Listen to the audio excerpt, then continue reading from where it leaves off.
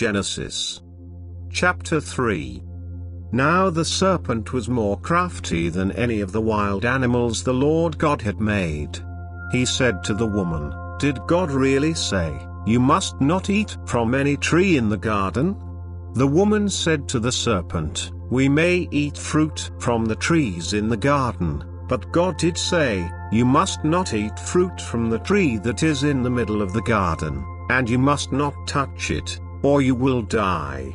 "You will not surely die," the serpent said to the woman. "For God knows that when you eat of it your eyes will be opened, and you will be like God, knowing good and evil." When the woman saw that the fruit of the tree was good for food and pleasing to the eye, and also desirable for gaining wisdom, she took some and ate it. She also gave some to her husband, who was with her, and he ate it. Then the eyes of both of them were opened, and they realized that they were naked, so they sewed fig leaves together and made coverings for themselves. Then the man and his wife heard the sound of the Lord God as he was walking in the garden in the cool of the day, and they hid from the Lord God among the trees of the garden. But the Lord God called to the man, "Where are you?" He answered, "I heard you in the garden, and I was afraid because I was naked, so I hid." And he said, "Who told you that you were naked? Have you eaten from the tree from which I commanded you not to eat?"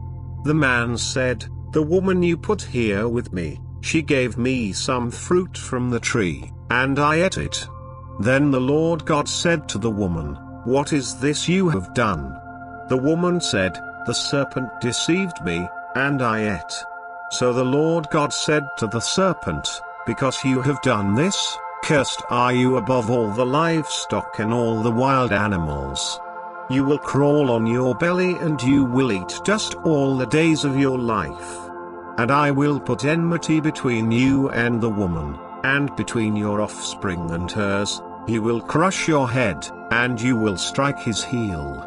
To the woman he said, "I will greatly increase your pains in childbearing, with pain you will give birth to children.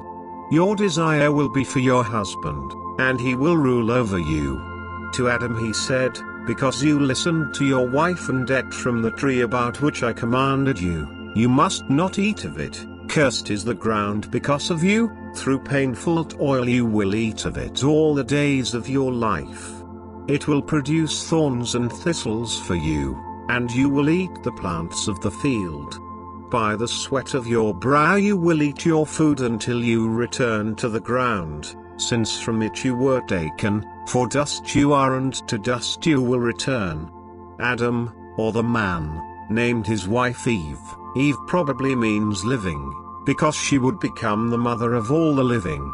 The Lord God made garments of skin for Adam and his wife and clothed them. And the Lord God said, "The man has now become like one of us, knowing good and evil. He must not be allowed to reach out his hand and take also from the tree of life and eat, and live forever." So the Lord God banished him from the Garden of Eden to work the ground from which he had been taken. After he drove the man out, he placed on the east side, or placed in front, of the Garden of Eden cherubim and a flaming sword flashing back and forth to guard the way to the tree of life.